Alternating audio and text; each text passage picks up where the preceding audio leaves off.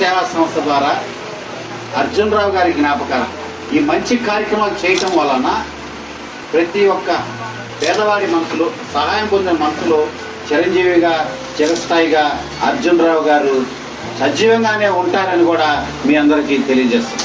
ఒక పదం ఉంది, ప్రార్థించే పెదవుల కన్నా సహాయం చేసే చేతులే మిన్న. 10 మందికి సహాయం చేసే ఆలోచన, నీ దగ్గర ఉన్నది కొంత నీ పొరుగువాడికి నీ ఎదుటివాడికి లేనివాడికి అందించటమే ఇంకా గొప్పది అని చెప్పేసాము. సో దాంట్లో భాగంగానే సురేష్ గారు కుటుంబ సభ్యులు మార్పు సంస్థ ద్వారా పెను మార్పులు తీసుకొస్తున్నారు. వానపాముల్లో ఉన్న బాధితులు పేదవారికి వారి జీవితంలో చీకటమయమైపోయిన జీవితంలో వెలుగు నింపే ప్రయత్నం చేస్తున్నారు.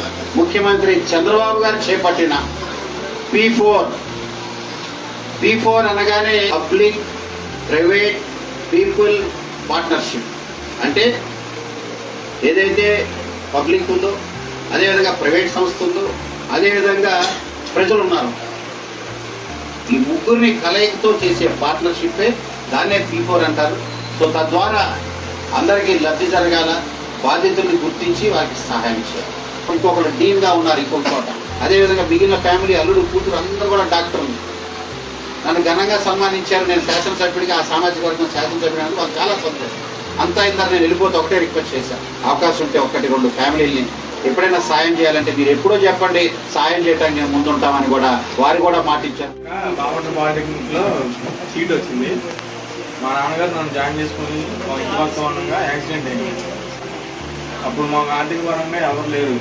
మేమే మా బాబాయ్ గారు హైదరాబాద్లో ఉంటారు, ఆయనే చూసుకునేవాడు మొత్తం. కొంచెం సంవత్సరానికి మా నాన్నగారు ఎక్స్పైర్ అయ్యారు. మొన్న కాలేజీలో యూనివర్సిటీ ఫీజు కట్టి సెమిస్టర్ ఫీజు కట్టి తెచ్చుకున్నాను. ఇప్పుడు మమ్మల్ని P4 కింద కూడా రిజిస్ట్రేషన్ చేయించారు మేడం గారి దగ్గర నుండి.